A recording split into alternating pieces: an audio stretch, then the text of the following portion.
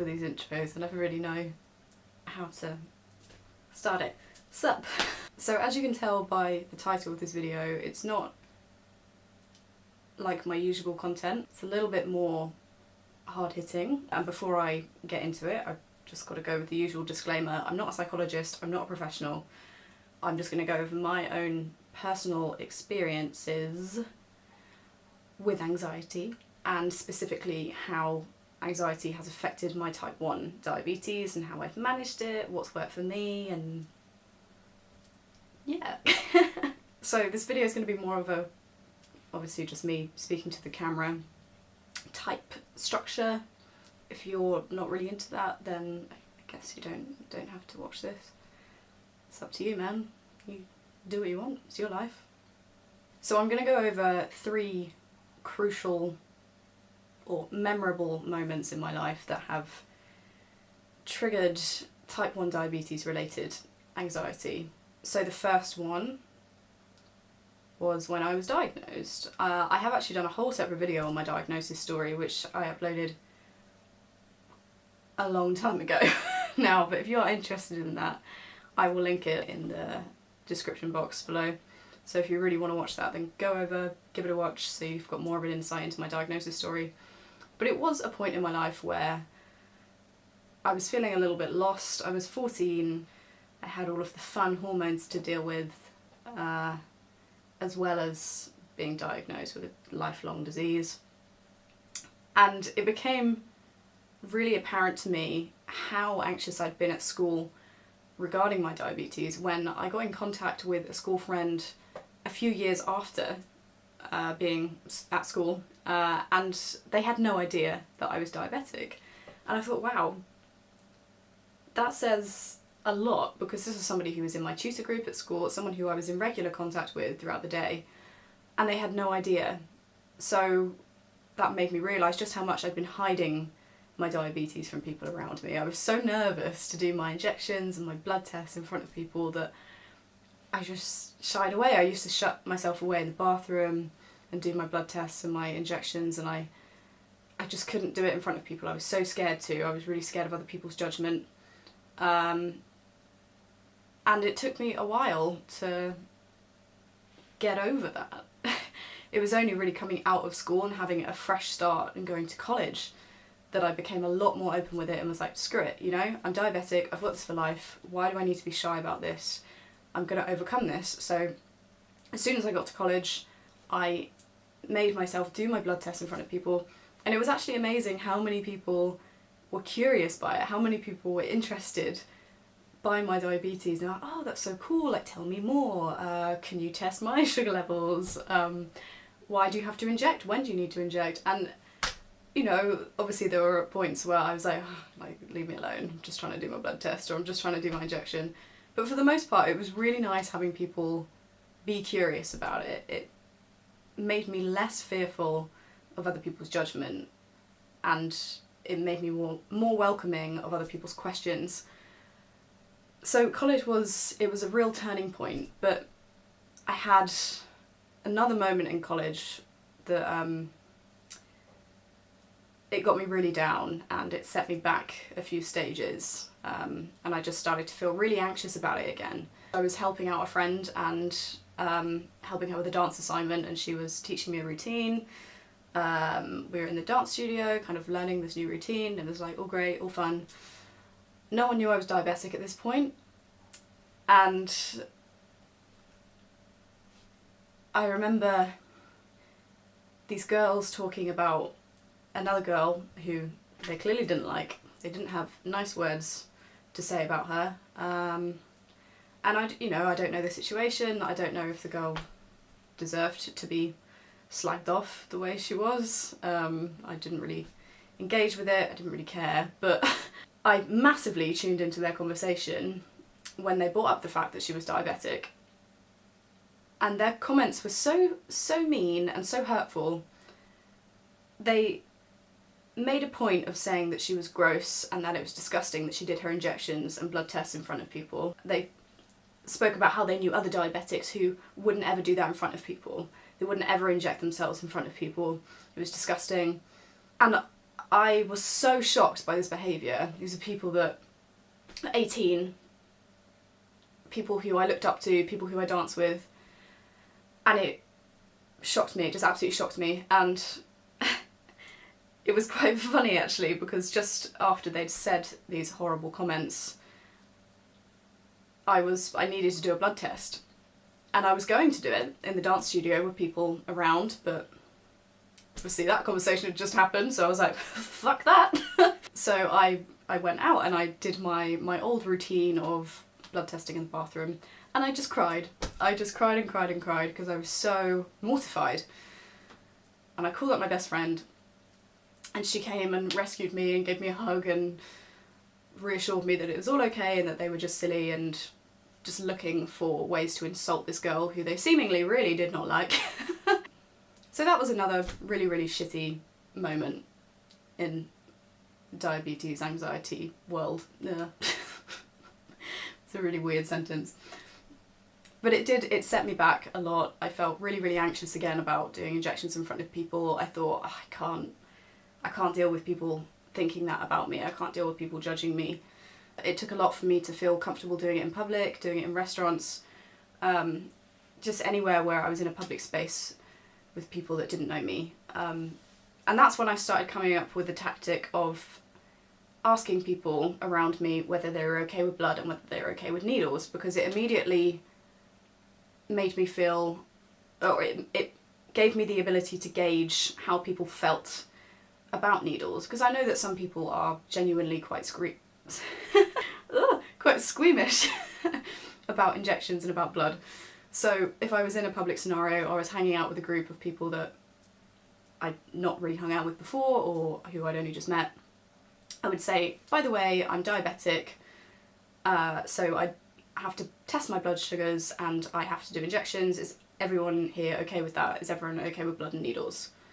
And every time I've asked that question, everyone has been like, sure, yeah, that's fine, go ahead, do what you gotta do. Nobody has had anything bad to say about it. And it's a way of just opening up that conversation and making people aware, and it made me feel a lot more comfortable doing blood tests and injections in front of people. I immediately felt as if they weren't judging me and they were welcoming it.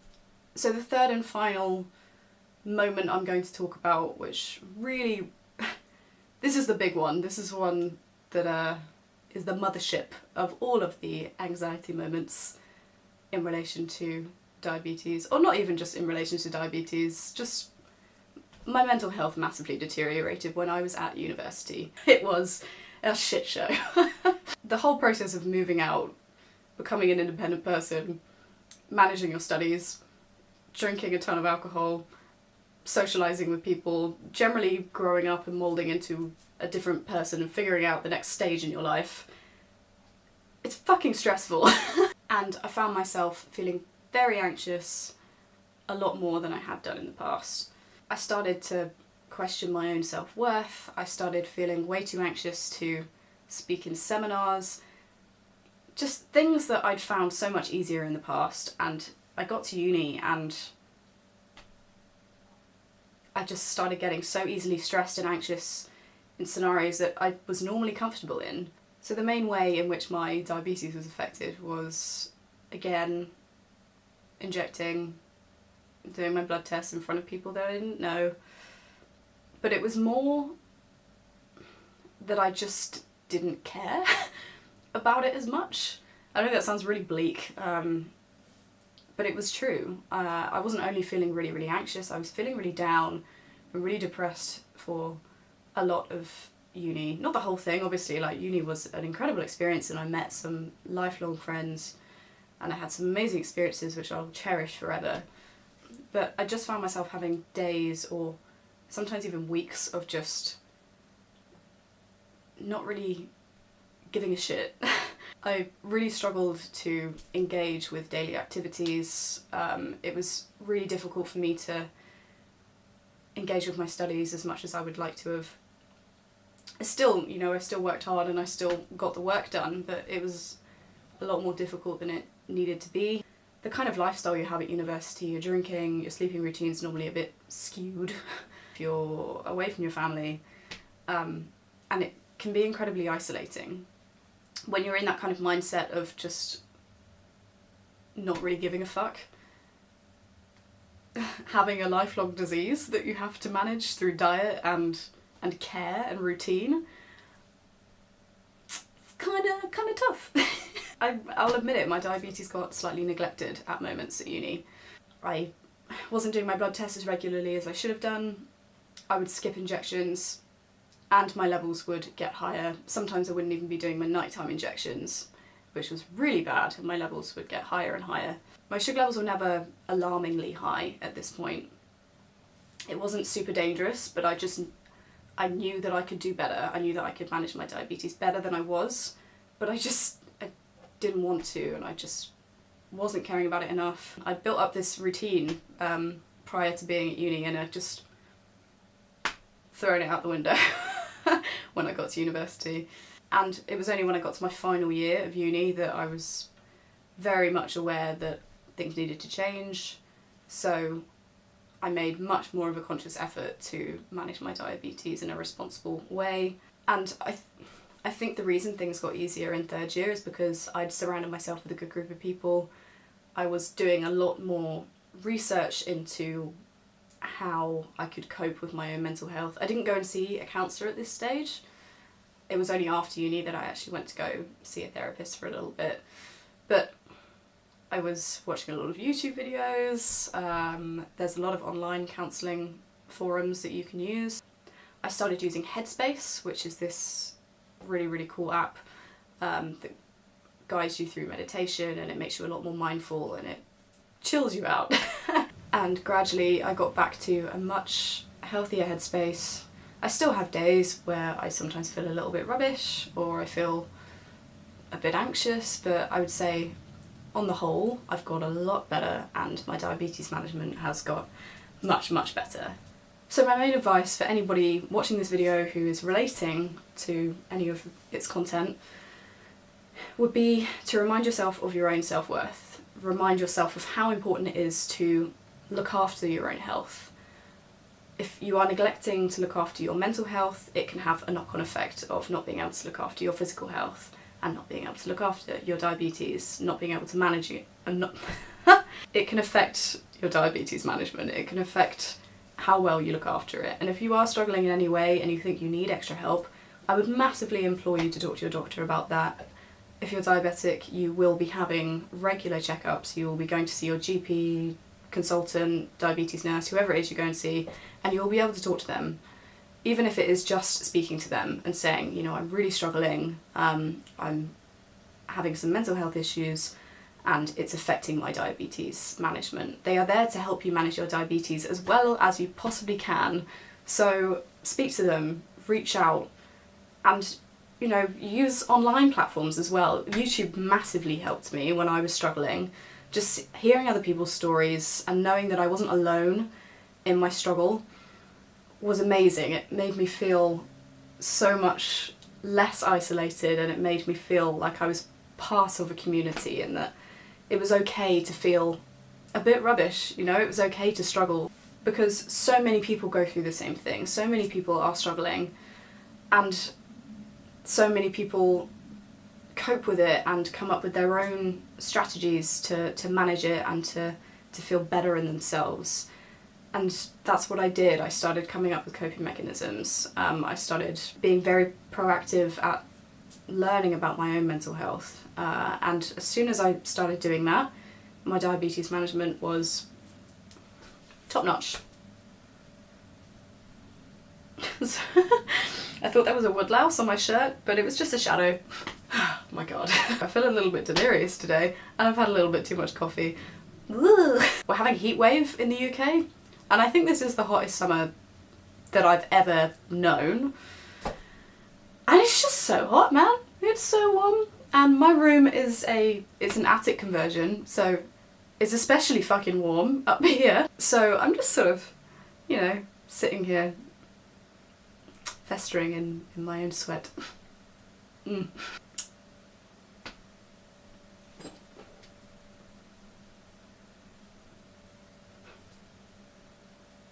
Okay, So I hope you enjoyed this video. If you have any further questions about my personal experience with mental health and diabetes, please ask away. You can use the comment box. I also did a blog post a few months ago about coping strategies with anxiety in type 1. It was just ways to feel a little bit more comfortable with doing your injections and your blood tests in front of other people, and to feel just generally more accepting of your diabetes. So if you're interested in that, I will leave the link to that in the description box. And if you like this video, please give it a thumbs up. And if you want to see more videos from me, please subscribe. That would be fantastic. If you don't want to, you don't have to. It's really up to you. Okay. Bye. Woo!